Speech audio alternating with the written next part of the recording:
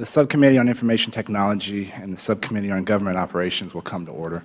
And without objection, the Chair is authorized to declare a recess at any time. We're expecting a vote series at 3 o'clock, so we'll get through as much as we can in this hour.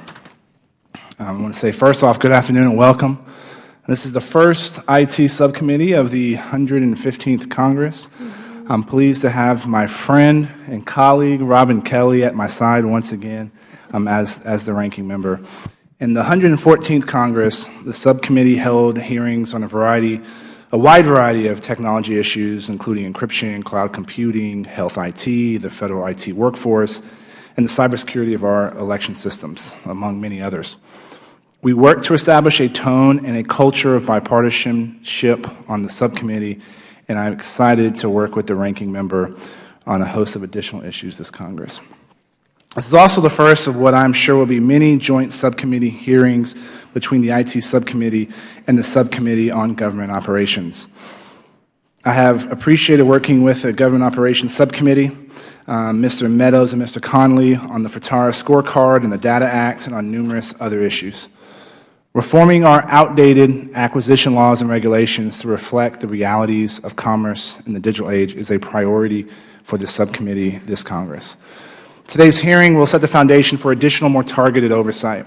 It is time that we align the best practices of industry with the federal government when it comes to IT acquisition and deployment. The stated purpose of the federal acquisition system is to, and I quote, to provide the federal government with an economical and efficient system, end quote, to procure goods and services. Today, the complexity of the federal acquisition system fails to meet this objective. Some examples. As of July 2014, the Federal Acquisition Regulation, or FAR, had over 2,000 pages.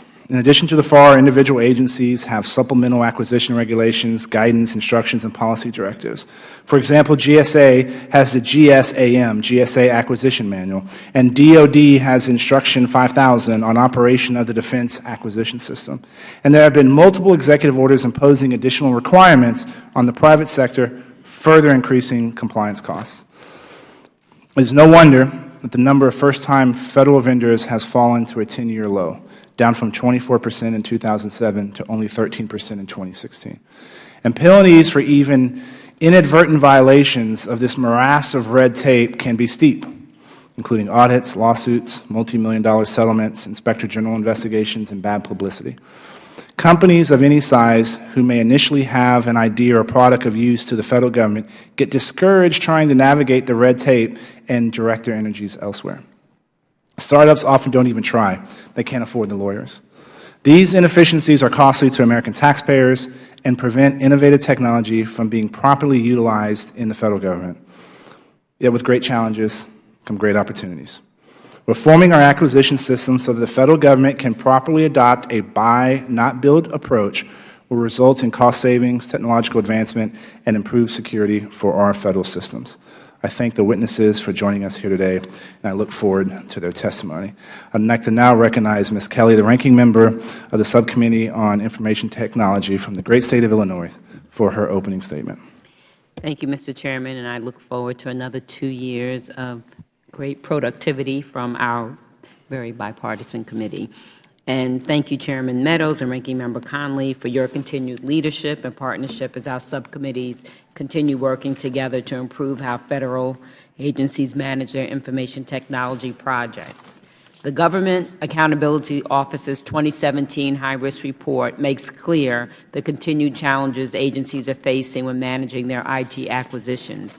GAO states, and I quote, "Federal IT investments too frequently fail or incur cost overruns and schedule slippages while contributing little to mission-related outcomes."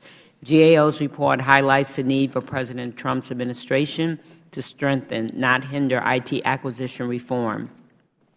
The President's action and inaction in certain key areas is likely to have the opposite effect and threaten to undermine agency efforts to improve in their management of IT investments.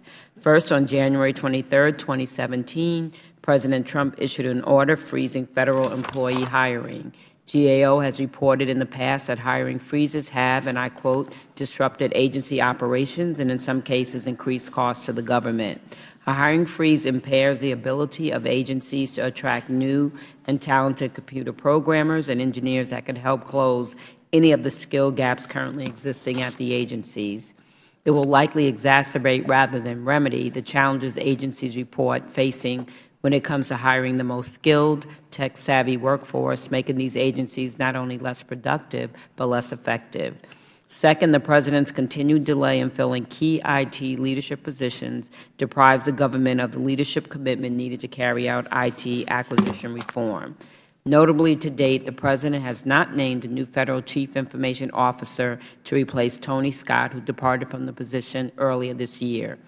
As GAO's high-risk report makes clear, having a Federal CIO in place is critical to ensuring that agencies are being provided the necessary guidance to improve in their management of IT investments. Nor has the President nominated a Director of the Office of Personnel Management, an agency that places a critical role in securing highly sensitive information and background data on over 2 million Federal employees. Last month, this committee sent a bipartisan letter to the President urging him to, and I quote, nominate without delay a highly qualified director to lead the Office of Personnel Management. To date, the President has not acted in response to this committee's request. Finally, it is unclear whether the Trump administration will follow through with issuing critical guidance that would assist agencies in improving the scope of cybersecurity protections and Federal acquisitions. This guidance was first developed under the Obama administration and reportedly close to being finalized by the Office of Management and Budget last year. Earlier today, myself, along with Chairman Hurd and Ranking Member Conley, wrote to OMB to request information on the status of issuing this important guidance. We look forward to receiving OMB's response. I want to thank the witnesses for testifying today. We have a lot of work ahead to improve upon our Federal IT acquisition processes. Your expertise and recommendations will be invaluable to our committee as we examine ways in which to help the Federal Government improve in its management of IT acquisitions and operations. Thank you much, Mr. Chair. Thank you. I now recognize Mr. Heiss, the Vice Chairman of the Subcommittee on Government Operations, for his opening statements. Thank you very much, Mr. Chairman. It's an honor to be here with you and with our Ranking Member, Ms. Kelly, and Mr. Conley, Ranking Member of the Government Operations Subcommittee. This whole issue of Federal acquisition, the system is complicated, slow to deliver, does not encourage innovation. I've got a quote here that I'd like to read. It says, the federal government continues to operate old, obsolete computer systems while it has wasted billions of dollars in failed computer modernization efforts. Replacing antiquated computer systems has met with little success because of poor management, inadequate planning, and an acquisition process that is too cumbersome to competitively purchase computer technology before it's obsolete. Efforts by the government to provide greater efficiency and service to the American people will certainly fail unless the process for buying information technology is improved. Now, any of us could probably take a stab at who made that statement. It certainly applies incredibly to our situation today, but that's a quote from 1994. A report by then Senator Cohen called Computer Chaos, Billions Wasted Buying Federal Computer Systems. This state of affairs has led to what is widely known as the Clinger-Cohen Act of 1996 to improve the way the government bought IT. There certainly has been progress since 1996, but today we face similar challenges in the IT acquisition process. Large federal government IT investments can take years to execute while private sector rewards speed and innovation. William Lynn, former DoD Deputy Secretary, estimated that the Pentagon can take 81 months to develop and make operational a new computer system once it was funded, while the iPhone was developed in just 24 months. It's amazing. The failure to deliver innovation in a timely manner cannot continue.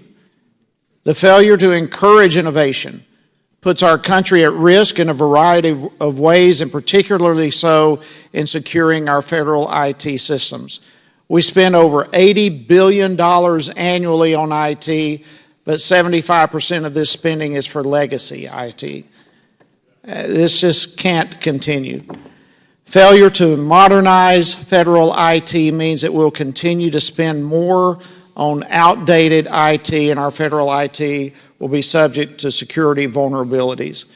This committee has spent significant time making sure that agencies implement the Federal IT Acquisition Reform Act, FTARA, because it does empower agency CIOs to make them more accountable for budget and acquisition decisions.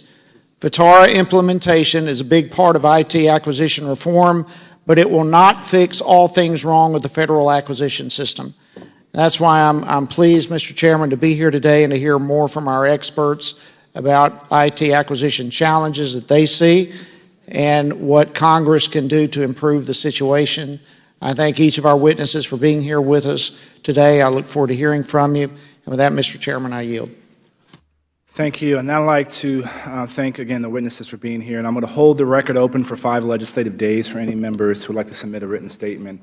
And I'd also like to thank the panelists. This was a rescheduled hearing, and I know, Ms. Lee, you flew up from South Carolina to be here, and the meeting didn't happen, but thank you for being here again. We'll now recognize our panel of witnesses, and when Jerry Conley gets here, we'll let him do his opening remarks. One of my favorite witnesses, I know I'm not supposed to have favorites, but David Powner, Director for IT Management Issues at the U.S. Government Accountability Office. Thanks for your leadership at GAO and all that you do. Another person that's not a stranger to this committee, Richard Spires, Chief Executive Officer and Director at Learning Tree International Incorporated, and former CIO for the IRS and Department of Homeland Security. Mr. Venkatapathy Puvada, or PV, is the President of Unisys Federal Systems. He also currently serves on the Board of Directors of the Professional Services Council. Thank you for being here. Trey Hodgkins III, another repeat offender, Senior Vice President for the Information Technology Alliance for Public Sector, ITAPS, which is part of the Information Technology Industry Council. And last but not least, Ms. Deirdre D. Lee, Director of IT Management Issues and the Chair of the Section 809 panel. Previously, Ms. Lee was also a Senior Procurement Official at NASA, DoD, and DHS. Welcome to you all, and pursuant to committee rules, all witnesses will be sworn in before they testify. So please rise and raise your right hand. Do you solemnly swear or affirm that the testimony you are about to give will be the truth, the whole truth, and nothing but the truth, so help you God? Thank you. Please be seated. And let the record reflect that the witnesses answered in the affirmative. In order to allow for discussion, we would appreciate if you would please limit your opening testimony to 5 minutes, and your entire written statement will be made part of the record. We'll go ahead and go with Mr. Powner, and then maybe to Mr. Conley. Or you want to go now? You ready? Whatever the pleasure of the chairman. Well, let's go to Mr. Conley then. Mr. Conley, you're now recognized for your opening 5 minutes before we turn the show over to Mr. Powner. Thank you, Mr. Chairman, and I'm sorry I was delayed. I'm meeting with a huge number of constituents from APAC.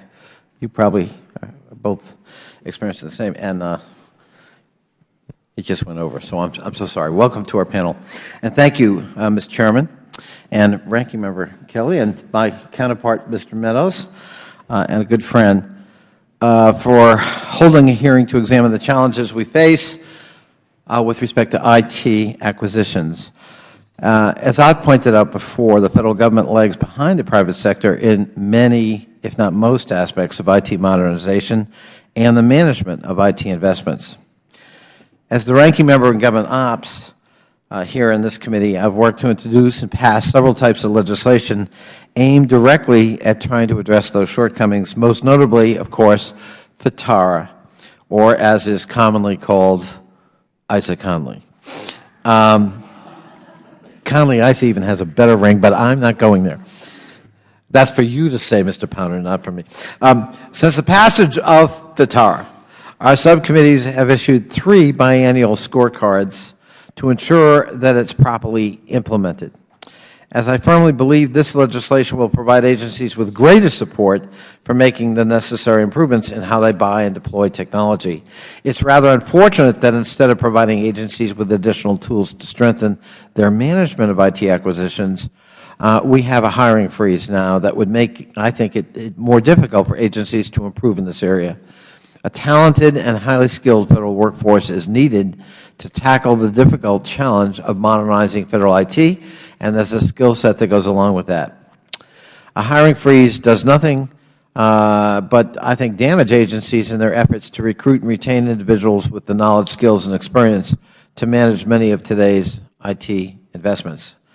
When even the private sector reports facing a critical challenge in hiring qualified IT personnel and cybersecurity professionals, it's difficult to see how a hiring freeze works to our advantage, at least in this realm. The irony is the hiring freeze comes at a time when the White House announced just yesterday the creation of a new office, the White House Office of American Innovation. According to the Washington Post, one of the key areas that new office would be responsible for handling would be, and I quote, modernizing the technology and data infrastructure of every federal department and agency, something this committee and these 2 subcommittees have been preoccupied with for quite some time. And by the way, we welcome that. I mean, that would be great. And if it's Jared Kushner and we can sit down with him and talk about our goals and his goals, I think there's a real opportunity for bipartisan common ground, as we have achieved here in this committee. In 1982, the GAO determined that federal hiring freezes instituted by former Presidents Carter and Reagan were not particularly effective and tended to disrupt agency operations and in some cases even increase costs to government. So we need to be careful. We need to make selective exceptions if we're going to have an across-the-board hiring freeze, and I think IT management and procurement and acquisition is one of them. It's a skill set that is badly needed, and we need to be, frankly, bulking up with both the modernization of IT management and procurement and on the cybersecurity front. So I look forward to hearing from our witnesses today. Glad to be back with my partners, Mr. Meadows, Mr. Hurd, and Ms. Kelly, and I look forward to your testimony. Thank you, Mr. Chairman. Thank you, Mr. Connolly. Now I'd like to recognize Mr. Pounder for his 5-minute opening statement. Chairman Hurd, Chairman Meadows, Ranking Members Kelly and Connolly, and members of the subcommittees, thank you for inviting us to testify on federal IT acquisitions. Failed acquisitions are well documented over the years, and the reasons are clear. Unclear accountability, big bang waterfall approaches, OMB not playing a critical role, agencies' insufficient oversight, and the government's inability to effectively leverage industry. This afternoon, I'd like to discuss practical solutions to each of these areas, many of which are grounded in FITARA. I'd like to start by focusing on a recent IT acquisition success story with the November launch of NOAA's geostationary satellite. Despite some cost overruns and launch delays, this weather satellite is providing images and information that will greatly enhance our nation's weather warnings. I'd like to note that most IT acquisitions do not have this level of complexity and that the federal government needs to build off of modernization efforts like this. Starting with accountability and authorities. In the latest FITARA self-assessments, more than half of the 24 CIOs reported that they do not have complete authority over IT acquisitions. This includes large departments like DHS, Energy, HHS, Transportation, and VA. Only about 1/3 of the CIOs told us during our ongoing work for this committee that they have the authority to stop any project that is not going well. FITARA has clearly raised the profiles of some CIOs and improved their authorities, but many are still not viewed as part of the executive team. We need to keep making progress on CIO authorities, and this will only change significantly if CIOs have support from secretaries and DEP secretaries and solid relationships with CFOs and chief acquisition officers. Otherwise, agencies will continue to make modest progress on their authorities. Turning to incremental development, Our ongoing work for this committee shows that about 60% of the IT projects are taking an incremental approach, but this percentage is not improving since previous years. FTARA requires that CIOs certify adequate use of incremental development, but our work shows that only 3 of 24 agencies have a policy to do so. More agencies need a policy, and OMB needs to formalize this process so that more IT projects are tackling these deliveries in smaller increments. Having 40% of our IT projects not using an accepted practice is unacceptable. Next, the importance of OMB leadership and the critical role of the federal CIO. In addition to ensuring that agencies expand on their incremental development efforts, there are 3 additional areas where OMB can significantly help with the delivery of IT acquisitions.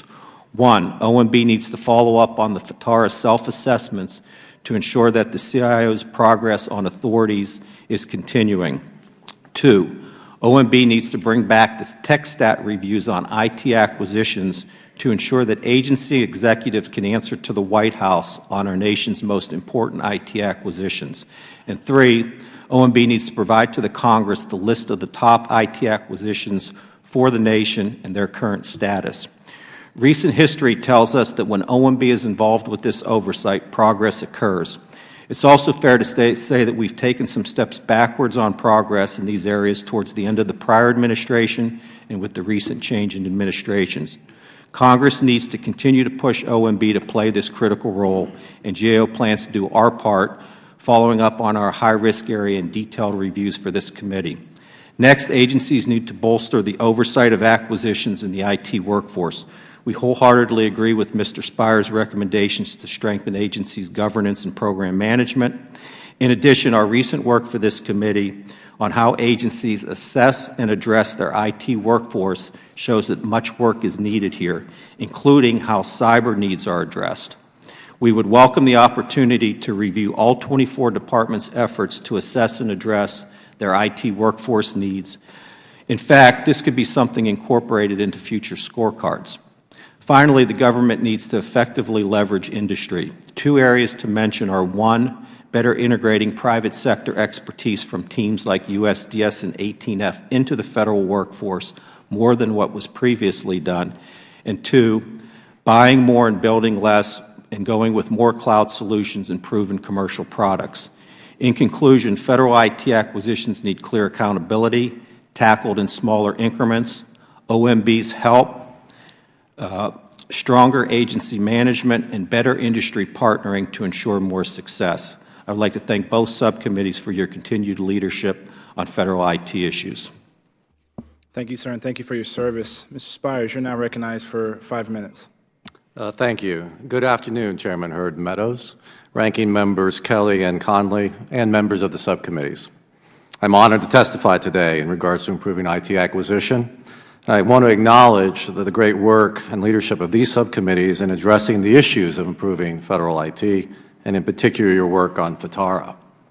Since I served as the CIO of the IRS and later at DHS, my experience has given me insights to present practical recommendations that address the issues agencies face in acquiring IT. The reality is that acquiring a commodity item, like ordering a telecommunications circuit or buying a laptop, is very different than acquiring a new mission-critical system that requires custom software development. We need to look at the various categories of IT acquisitions and address recommendations for improvement for each category. As such, I offer 5 recommendations that address the range of IT acquisitions that government agencies conduct.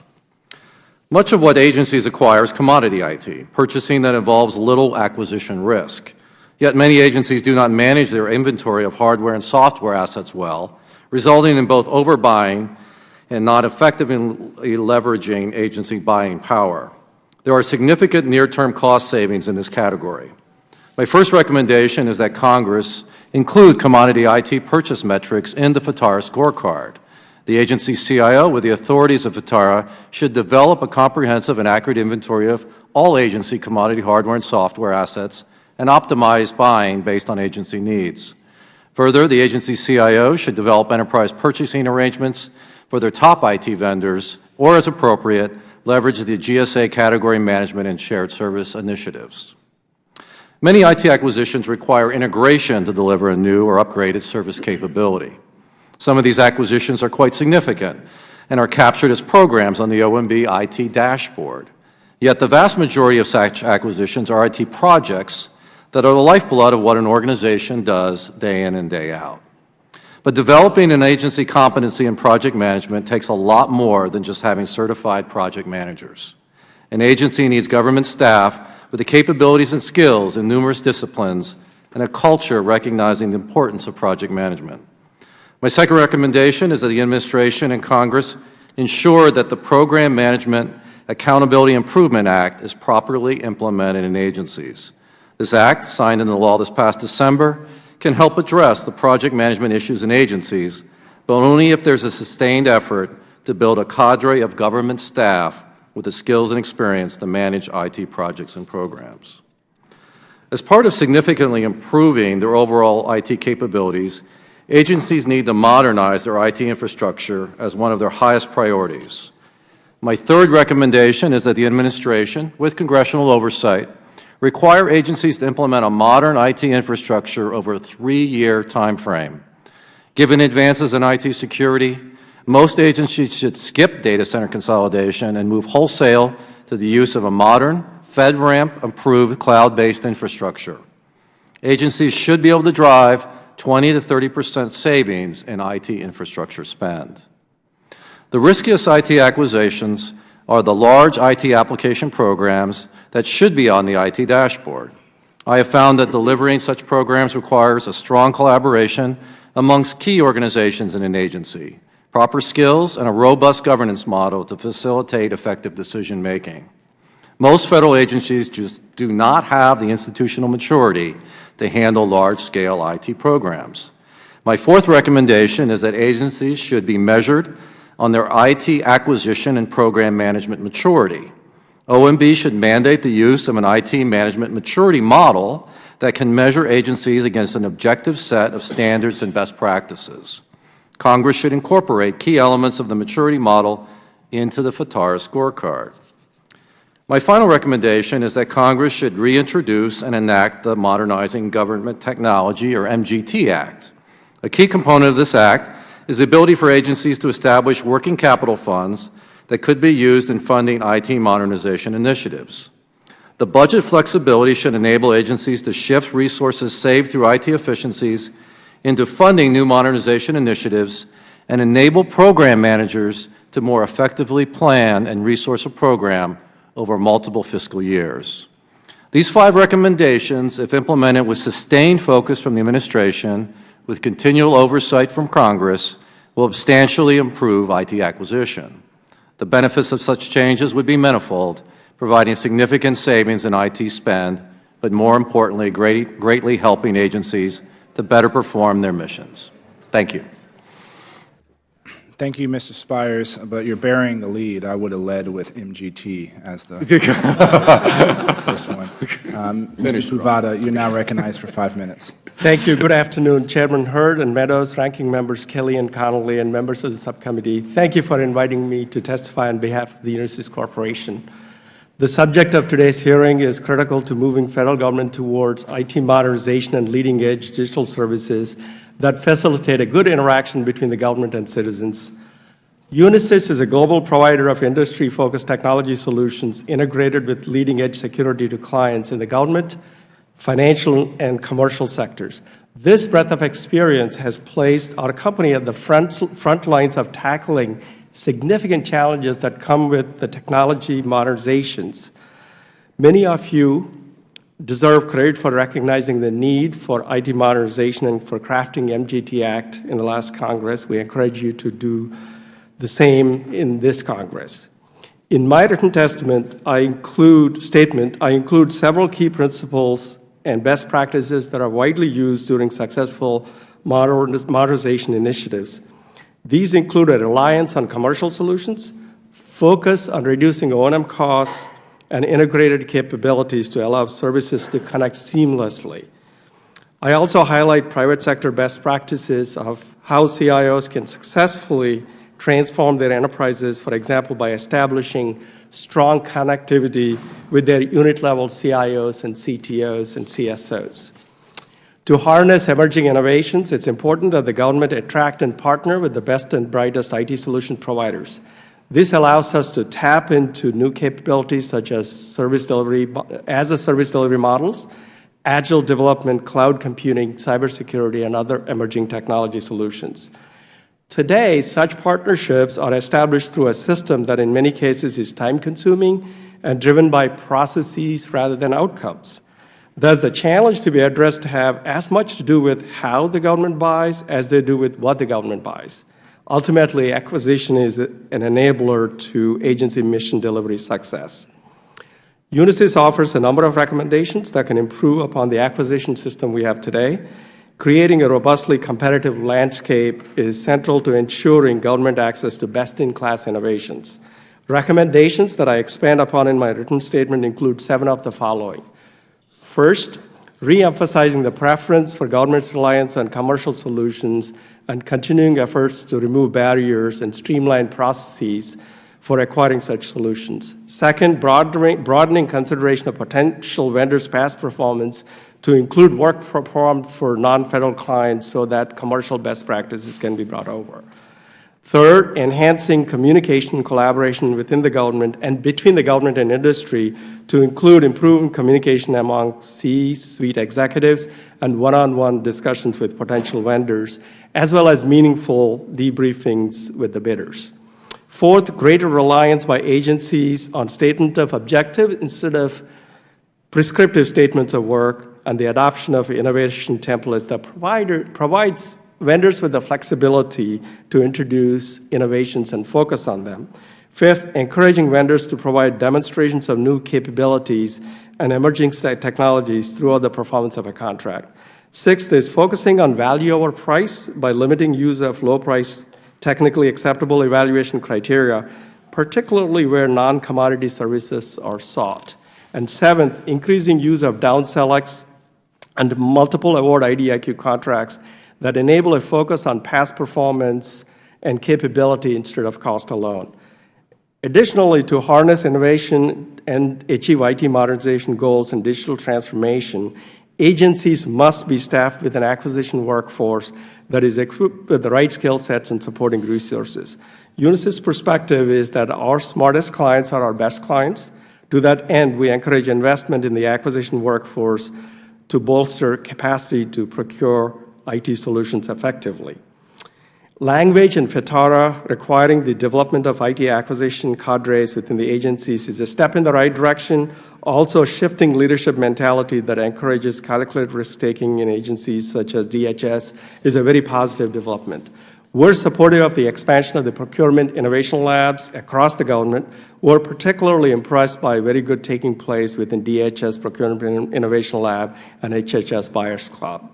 In summary, we at Unisys believe government can make significant progress in addressing its technology challenges by focusing on investments in modernization, improvement in acquisition, enabling change in management and governance, and training. This concludes my oral statement. Thank you. I look forward to answering questions. Thank you, sir. Mr. Hodgkins, you're recognized for 5 minutes. And Ranking Members Kelly and Connolly, thank you for the opportunity to share our perspectives on challenges the federal government faces regarding information technology investment, acquisition, and management. There are many stakeholders, including these subcommittees, who should be applauded for their time and effort to reform acquisition over the last few years.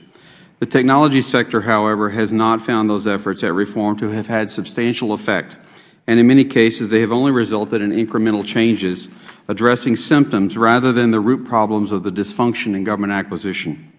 The IT Alliance for Public Sector has proposed to President Trump that the time is ripe to change the way the federal government acquires IT, and we would make the same suggestion to the subcommittees. IT modernization is the key to increasing cybersecurity for government networks. Further acquisition reform is essential to modernize IT in the government and attain greater cyber assurance.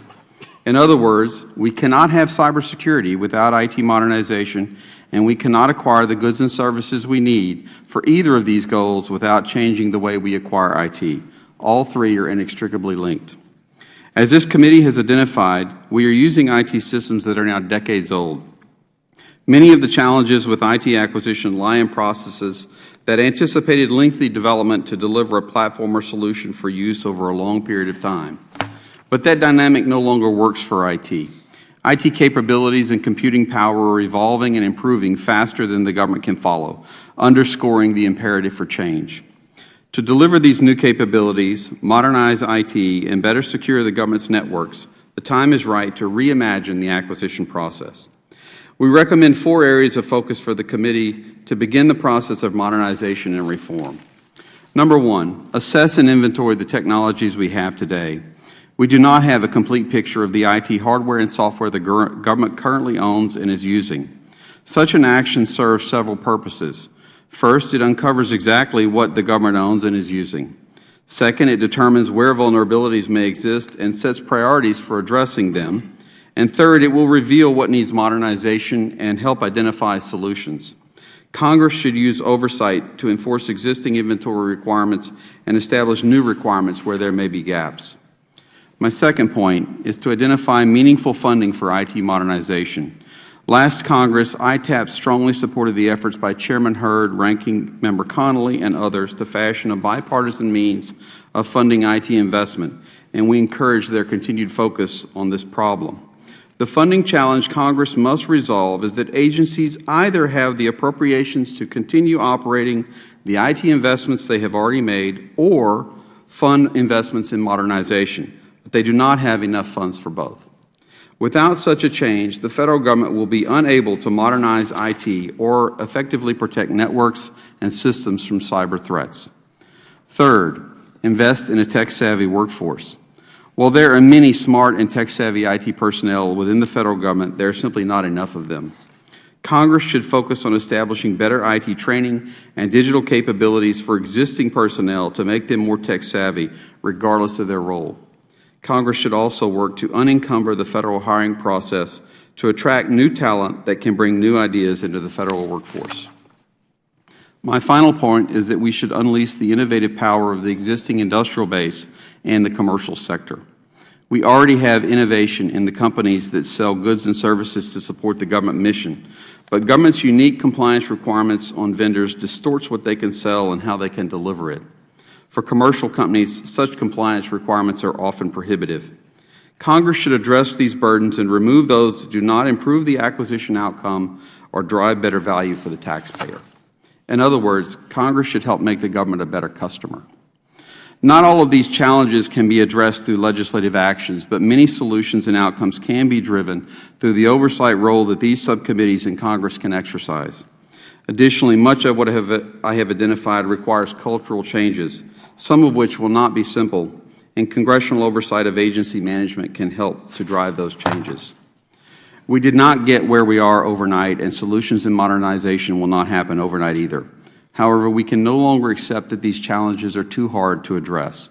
I encourage the committee and Congress to embrace and enable IT modernization in all that it can deliver and reimagine IT acquisition with us. We are ready to help with such an undertaking.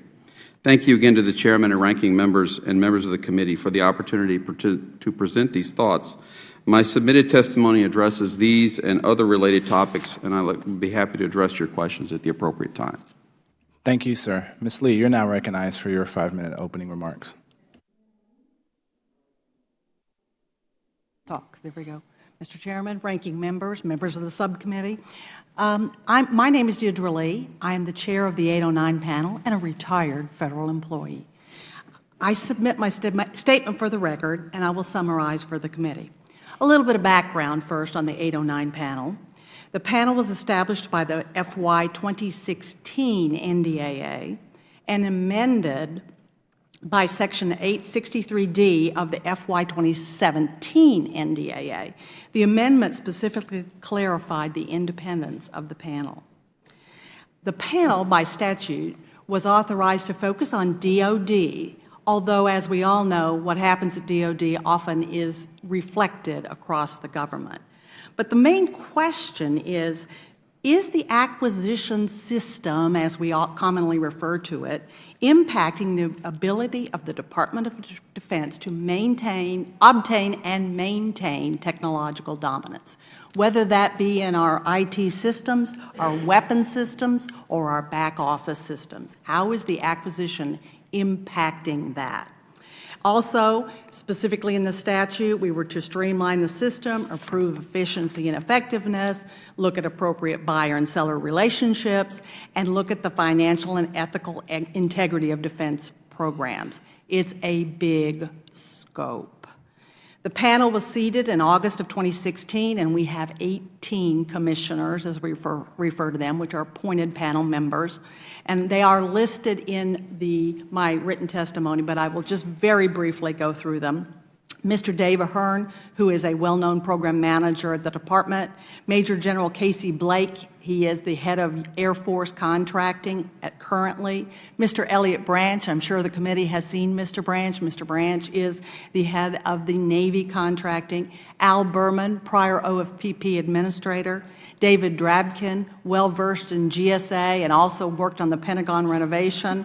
Retired Vice Admiral Joe Dyer, well-known for his program management. Kathy Garman, a prior staffer on the Hill here. Claire Grady, the current Defense Procurement and Acquisition Policy Director. Brigadier General Mike Hoskin with the Army, who's Army contracting. Bill LaPlante, prior SAE. Retired Major General Ken Merchant from the Air Force. Mr. Dave Metzger, who is practicing attorney and is very well-versed in protests and that realm of our oversight. Dr. Terry Rainey, retired Major General Darrell Scott, who is very familiar with contingency contracting, served for us overseas. Retired Lieutenant General Ross Thompson, same, Army, but contingency contracting. Larry Trowell and Charlie Williams, previously chair of the DCMA. So as you can see, we have a broad group and a lot of work to do here. Our panel has already formed 8 teams, and they are statute to baseline. We were specifically told to do that, and we're doing that. We streamlined the acquisition process. We're looking at commercial buying. We're looking at barriers to entry, successful programs, information technology acquisition, and budgets, fiscal constraint, and then workforce has been mentioned here. As you note, we do have an IT acquisition team formed a bit over a month ago, so it's too early to give you specific results. And I could and would like to spend a great deal of time talking about what we found in each committee, but there simply isn't time, and that's not the focus of this. We have met with over 100 people, meetings, associations, but I can tell you that there are 4 recurring themes that we see, and they are covered more in depth in my testimony, but I'm just going to name them here. Our themes that we see are we need to execute to mission, mentioned by almost every one of my prior testimony. We are sometimes more engaged with other nice-to-do but ancillary actions that impede our mission. I think Chairman Hurd covered that quite well. We need to simplify everything. Often we talk about the big programs and the big dollars, but simplifying the little transactions matters too, and we have just simply too much regulatory underbrush that needs to be cleared out, modernized, updated. We need to value time, and I'm going to go a little bit over what someone said here. It would be nice to turn the technology in 3 years and completely renovate, but it takes us 2 years to issue a contract. How are we going to get there? This has got to be reduced. We treat time with disregard, and that has to change. And then the last one I'm going to mention here is we need to decriminalize commerce. And we can discuss that further should you care. None of this is new. Our point right here is we need to go bold. The time of nibbling around the edges, making minor adjustments is well past us. What our panel's going to come up with is going to be, in many cases, controversial, and it will probably impact some very specialized groups. The time is now. We are blocking our own ability to reach technology. Thank you, Ms. Lee. Now I'd like to recognize Mr. Heiss for 5 minutes of questioning. Thank you, Chairman Hurd. I appreciate it a great deal. I think all of us know, just based on your testimony, there have been a number of failed IT projects in the federal government. And many of these projects go on for years and years and years before someone finally steps in and stops the bleeding. And the examples are abundant. One of them that comes to mind is a VA. For years, they tried to develop an integrated financial and asset management system across the agency. In 1998, they made their first attempt at this project. Then they terminated it 6 years later in 2004. So 2005 rolls around and they decide to try it again. As recent as 2009, they had planned to deliver a fully operational system by 2014, but all of it was terminated in 2011. That program was $609 million. And the examples are on and on and on. NASA, NOAA, and DOD, $15 billion project that lasted over 8 years before it failed. It goes on and on and on and on. So, Mr. Powner, let me begin with you. Why do so many of these projects fail? So there's some common themes on all these. The VA systems you talked about, the requirements were poor. They had a very poor schedule. There's also a lack of focus on delivery. The combination of the DOD, NOAA satellite acquisition. We started off on that. The requirements weren't good. The complexity was far too much. We finally settled on a satellite that had far less sensors. So this gets back to some basic things that FTAR is trying to do. If these agencies would go smaller in more incremental bites, we would deliver a lot better. It would be easier to define your requirements in smaller increments and deliver in smaller increments. I think that's key. Also, too, with some of these programs, there wasn't real clear accountability. I think with what you're trying to do with FTARA, where the CIOs are in charge, one of the comments I made in my opening statement is we just recently talked to all 24 CIOs, and only 8 of them told us that I have the authority to cancel one of these troubled programs. So 2/3 do not have the authority to cancel a troubled program in their department or agency. We still got a lot of work there. Okay, so lack of accountability and biting off more than they can chew, basically you say. Ms. Lee, let me ask you this, just kind of piggybacking on what Mr. Powner said. Why in the world does it take so long to fail? I mean, at some point, does it take 8 years to figure out this thing's not working? Does it take $15 billion or 609? Why does it take so long to fail? It should not. You know, that's the basis of what are your measures, at what increments, who's looking at these things, how is your contract structured, and the ability, and I think it was very well said, the ability of people to raise their hands, speak up and say something's not going right and actually have an impact. So who's responsible to raise their hand and say something's not going right?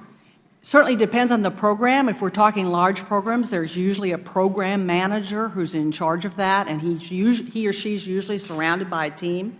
All right, so the program manager is where the buck stops, in your opinion, your testimony. Okay, so for large programs, for large, some are small. Sure, yeah, but the larger programs, I think, is primarily what we're zeroing in here. Mr. Spires, you led the IRS Business System Modernization back in 2004. You've got a lot of experience with all this. In your opinion, why does these projects fail? Well, to pick up on the themes here, but to even put some more points on this, it is the program manager's responsibility and his or her team to drive a program. But what I have found too often in government is that the program manager really is not given the authority, right, many times, and there's not a decision-making, a governance model at the highest levels of the agency to effectively guide and to help the program manager. So I've actually reviewed programs, sir, where you literally have had program managers being pulled different directions by different senior leaders in the organization. That's a recipe for failure. I have found over and over in reviews of programs, probably reviewed more than 100 major programs in U.S. federal government, that we usually have failure when a combination of not having the skilled program manager and the team that's supporting that program, and I'm talking about government people here, this isn't just about contractors, the government people, and we don't also have a good governance model that's set up so you have the right people together to be able to make the right decisions. And time again, that's where I've seen failure. My time has expired, Mr. Chairman, but there's a real key here with these project managers and lack of accountability and this whole structure, that there's a major breakdown there. Ms. Lee, your comments about the criminalization of commerce, I'd love to hear further. You go deeper into that situation as we had time, but thank you, and I yield back. Yes, sir. If I may, on one of the things we're seeing from the 809 panel is certainly what was said here about the team around the program manager. But that team has all got to have the same driving goal, which is achieving performance and results.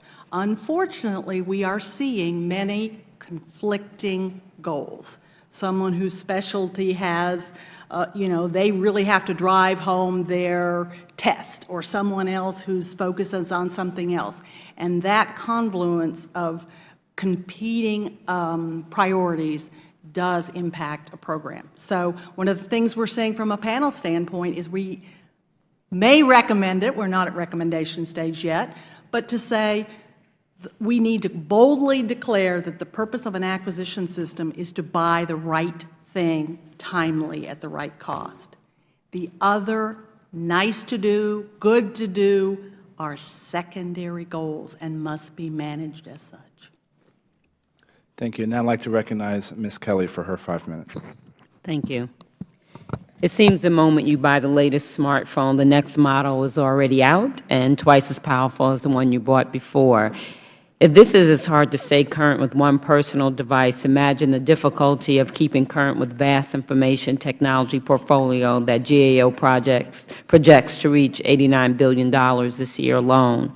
Ms. Lee, this is a problem you have seen as part of your work on the Section 809 panel, which you have described to us. How do you think this panel will be different from so many other acquisition reform commissions of the past, so that we are not simply identifying the problem, which you've done so well, and others, but are actively working to solve them? Ms. Kelly, thank you for that question. One of the things that we've been instructed very clearly from meetings with our constituents, and in fact some of the staff, is we want to be more 809 panel-esque. And if you recall, the 809 panel delivered as part of the report actually line in, line out language, so that as you deliberate, you the Congress deliberate and say, yes, we think that's a good idea, or no, we don't like that one, but we've actually shown you how we believe, if it's statutory, and we are doing the trace back of all the regulations to the statutory base if there is one. If not, where did it come from? So some of these recommendations may be able to be made regulatorily, but some of them, and a good number of them, do have statutory base. So what we're offering forward in our report will be that detailed not last mile, last inch of a report. Thank you. When Klinger-Cohen was passed, the Internet was still an emerging consumer technology. The way we use and buy technology has dramatically changed since the mid-'90s, and government is relying on a 20th century procurement system to acquire 21st century technology. How can this panel ensure its recommendations are technology neutral enough to encompass both today's information technology and whatever may become possible tomorrow? Ms. Kelly, my mantra for this panel that gets some people's attention and makes a lot of people nervous is go bold. If we don't give you bold recommendations, we will have missed the mark. And we are looking at things such as that question: is the competition of the 21st century the same as it was when the Competition and Contracting Act was enacted? Maybe competition occurs differently, maybe at a different level, maybe in a different format, which would significantly change how we contract. We are looking at what I call remedies. We have a very robust protest system.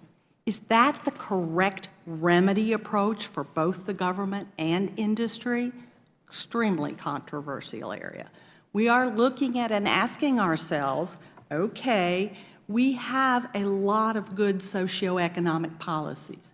Individually, they're all good things to do. Collectively, they're crushing. And we're looking also at the underbrush. We've found some very anecdotal things right now, but some, little things that we're putting clauses in contracts, and as Mr. Hodgkins mentioned, a new entrant is going, what's this? I have to sign up to these 155 things, and oh, by the way, you'll get back to me in 2 years. We've actually met with some people on the West Coast who said a quick no is better than a torturous yes, and that our system is a torturous system. And those are for people who we kind of want to do business with, and they look at us as a very risky and perhaps unattractive. Right.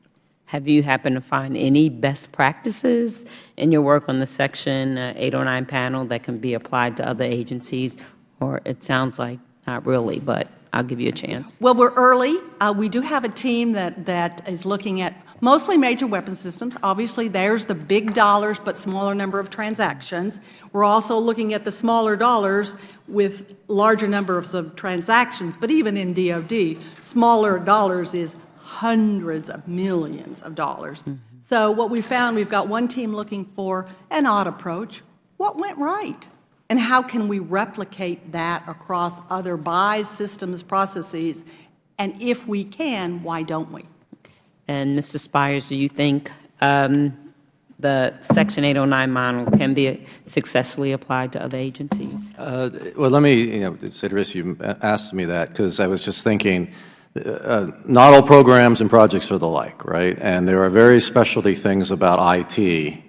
The good news about IT is that the technology and the methods have evolved. So Mr. Powner was talking about incremental, whether using agile development techniques or the like. I'm a huge believer, and in fact, the more complex you're trying to build an IT system, the more you should be doing prototyping and piloting up front, so that if you've got an architecture, a technical architecture that's not going to work, you find that out early in the program.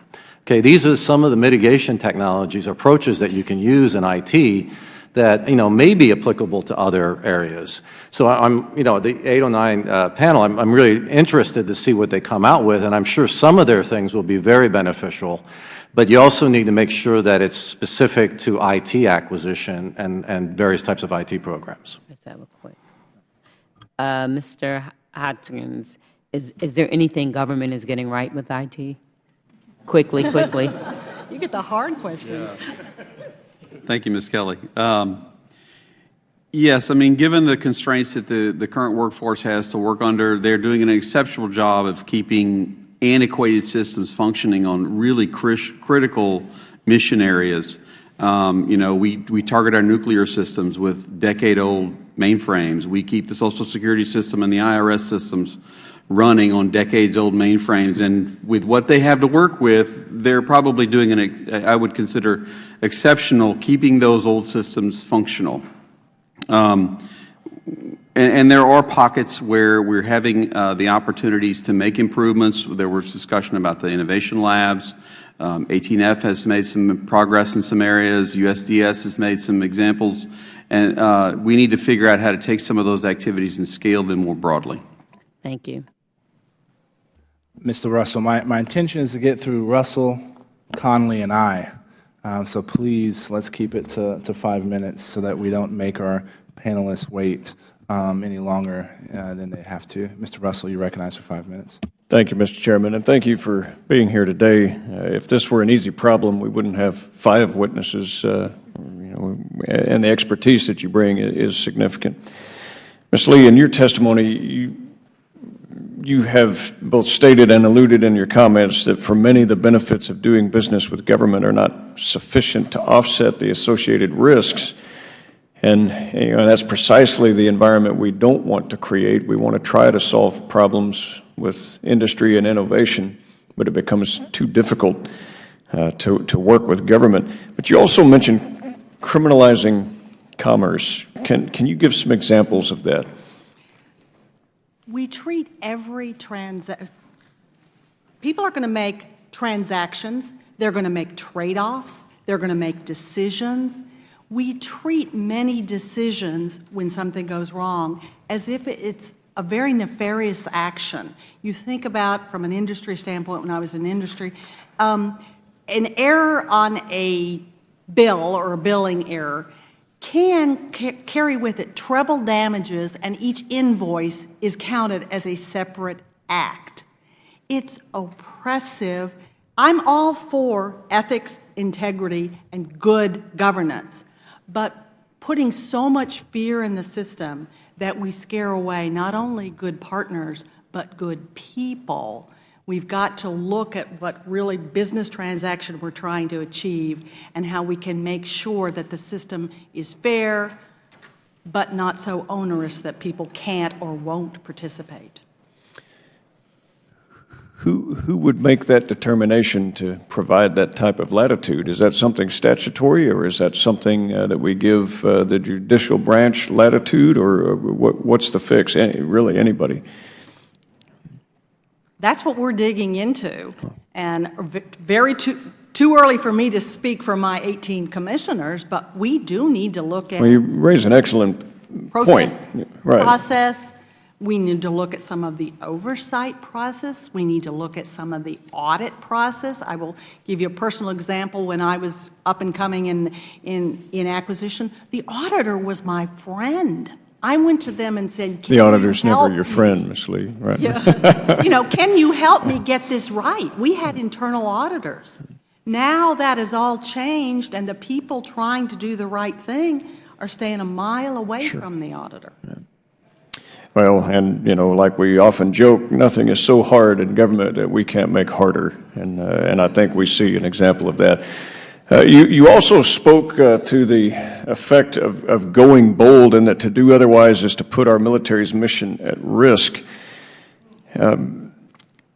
Could you explain and elaborate a little bit more on the impacts of the mission? I mean, Mr. Hodgkins also talked about using 8-inch floppy disks for our nuclear defense.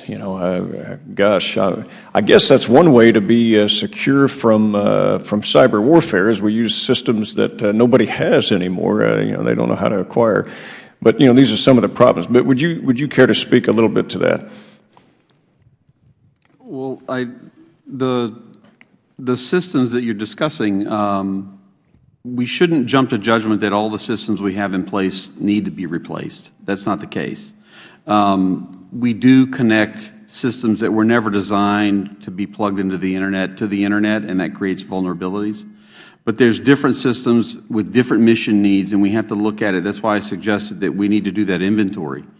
And then we can figure out exactly what everyone owns and what they're using it for, what software it's running, what is the mission need, and it also will lend itself to identify solutions about we need to modernize this and we need to leave that one in place. Yeah, no, I appreciate that. And on this committee, all of us are really dedicated to this. In fact, it was this committee, Mr. Cartwright and myself, that authored the Megabyte Act, that gave latitude to agencies to be able to use suites of software rather than buy entire packages for portions that weren't being used. I don't know if that's had any impact or not, but it seemed like a no-brainer, and by all estimates, it was supposed to save $4 billion.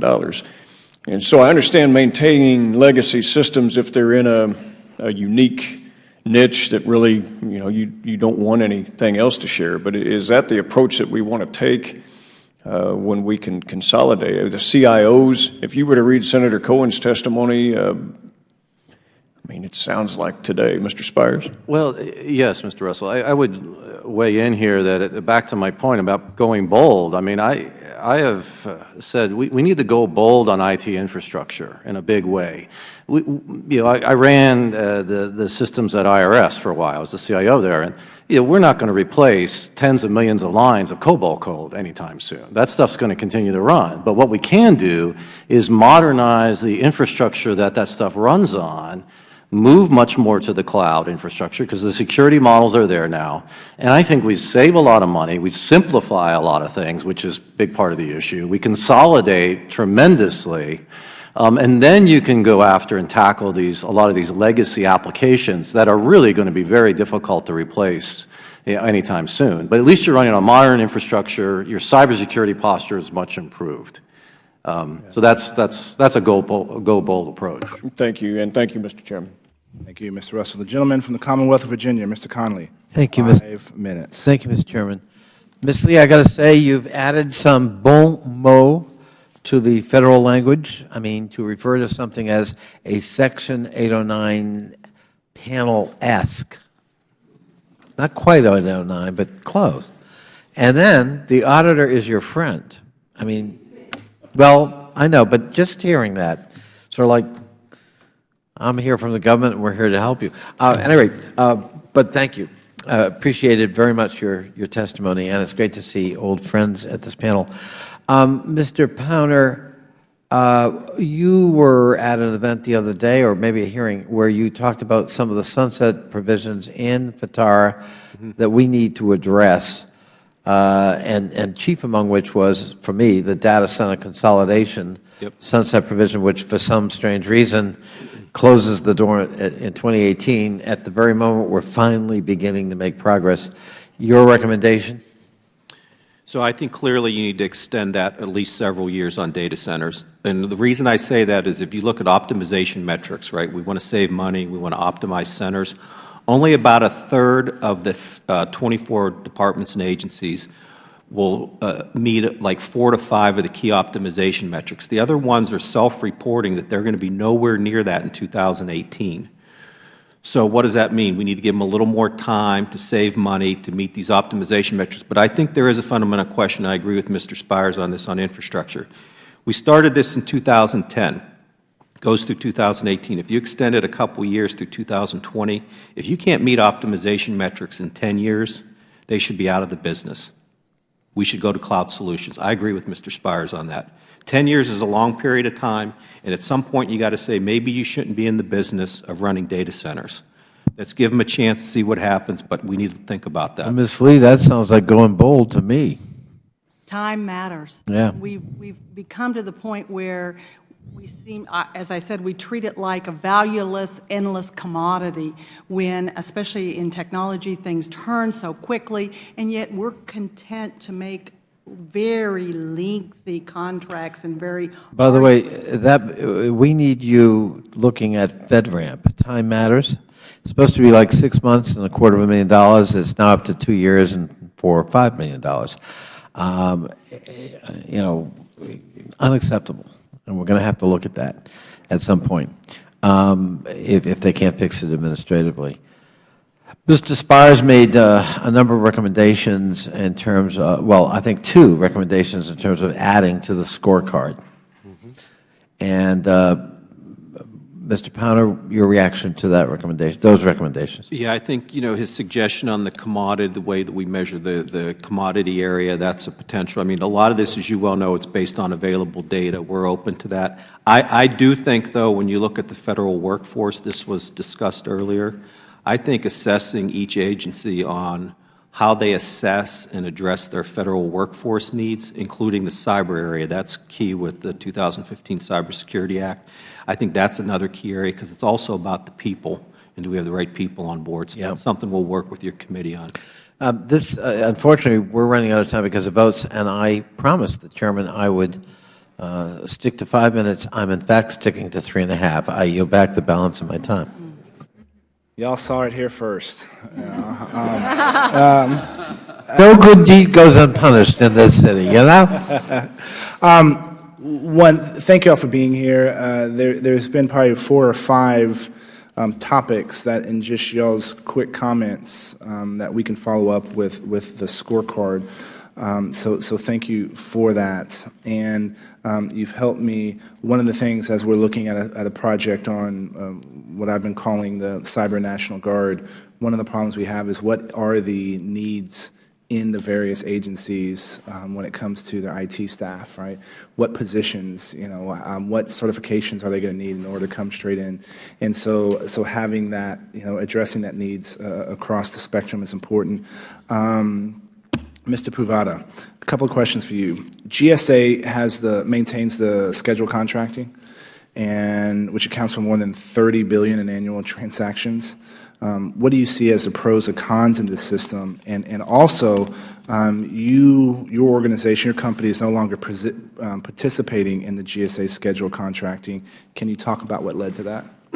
Sure. So there is a benefit to having a standard set of offerings that could be leveraged across the government, whether it is schedule for services, schedule for product. The problem comes with what Ms. Lee and Mr. Hodgkins talked about is onerous reporting requirements to have most favored pricing, which is very hard to do for global corporations that provide services and solutions across several industry sectors. What happens is there are particular elements of solutions that we offer, for example, similar to several other companies, that there is no way to keep track of that. For example, the price we offer for a particular product is in the context of a bigger solution element. So we have no way of most often keeping track of the costs. So we chose not to participate on the product list because we would spend an inordinate amount of time reporting and keeping track of it. And also, I pick up on the decriminalizational aspect, which is the penalties that are required are very onerous. So we would recommend that GSA take a look at more balanced approach in trying to look at it from the perspective of how could I get the innovation and get a good value for the government, but not necessarily go to that level of detail that is required to provide reporting, and be consistent about it and have a contextual understanding of how they're assessing the best price that they get. Good copy. You, in your opening remarks, you identified two entities that were examples of positive, the Procurement Innovation Lab and DHS, and the HHS Buyers Club. Is that what you said? Yes. Buyers Club. Yes. Can you talk to me about, take a 45 seconds, a minute, and explain why you highlighted those two?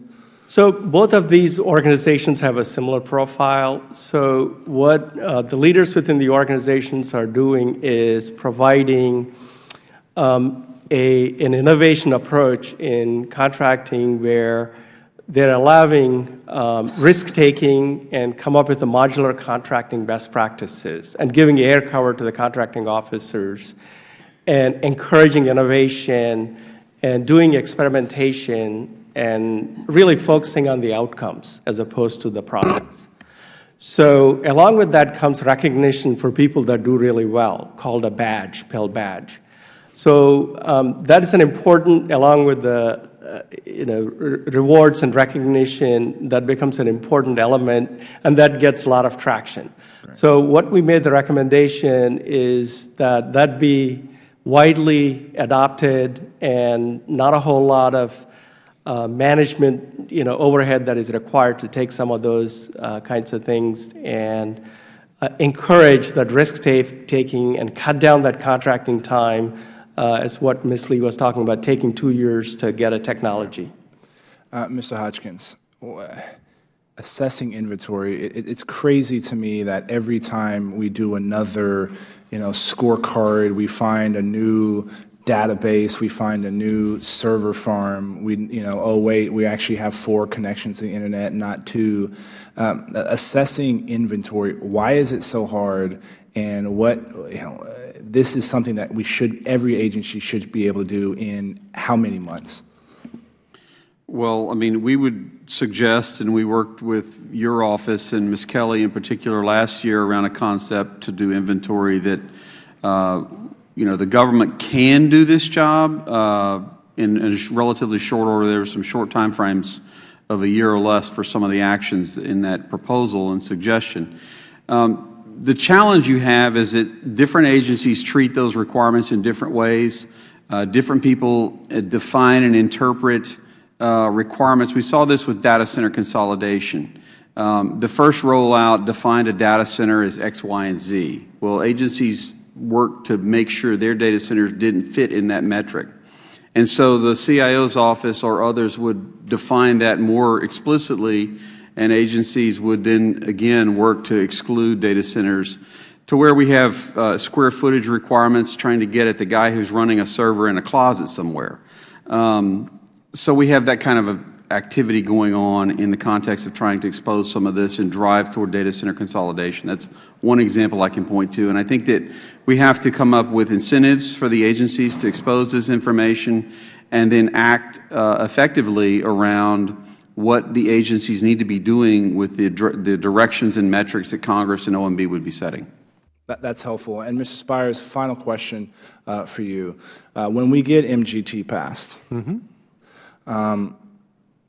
what is going to prevent, what's going to get in the way of truly utilizing where a CIO can, when they do something and they realize savings, what are going to be some of those barriers that CIOs are going to have in actually achieving what we're trying to do with MGT? Is that a fair question, sir? Yeah, it's definitely a fair question. I guess a couple of points on that. I think you're going to find that many CIOs, I mean, this whole model that says we should be able to realize savings through efficiencies and reinvest, right, in more modernization, I think you're going to have a lot of issues with that, and that would include up to Congress and appropriations committees, right, because of the way the budgeting structure works. So you're going to have that set of issues that goes through OMB up to the Hill. You're also going to have a situation where another big part of it that I really like is this idea of having these working capital funds so that you've got some more budget flexibility for the IT organizations to be able to work. I mean, running major programs in my past, it was beneficial, like when I was at the IRS, to have 3-year working capital fund money so that we could plan these projects out and have some assurance that we're going to have sustained funding. I think as long as the appropriations committees up here can work with the agencies to make sure that that model works well, that's great. I don't think that's where the big problems, though, are, Mr. Hurd. The big problems are still going to be back to the authorities issues, back to the fact that, and I always like to say, it's not about the CIO owning everything. It's about the CIO working collectively with the mission owners, with the other CXOs to be able to effectively deliver IT. And that's why as we go forward with FTARA implementation, we're going to have CIOs, CFOs, agency heads in front. I know the White House is very committed to making sure that the agency heads understand the role of the CIOs, and the CIOs have all the responsibility they need since we're going to hold them accountable. And that's something that has been very clear coming out of this White House, which I think is fantastic. I want to thank all y'all for being here to appear before us today. There's been a lot of information that we can integrate into work that we're always doing and areas that you all talked about where we can continue to shine an additional light. So I ask unanimous consent that members have 5 legislative days to submit questions for the record, and without objection, so ordered. There's no further business. Without objection, the subcommittee stand adjourned.